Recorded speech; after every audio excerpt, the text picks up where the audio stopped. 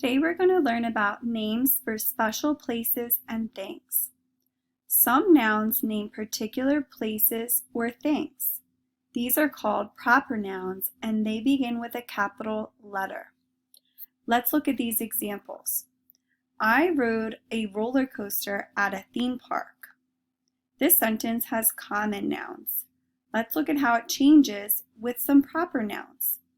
I rode the super spiral coaster at Fun Times Park. Super spiral coaster is a specific name of a roller coaster, so it is a proper noun, and each word in its name needs to start with a capital letter. Fun Times Park is a specific name of a theme park.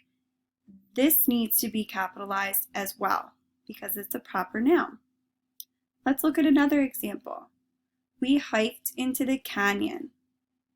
This sentence uses common nouns. Let's look at how it changes with proper nouns. We hiked into the Grand Canyon. Notice that Grand and Canyon both start with capital letters.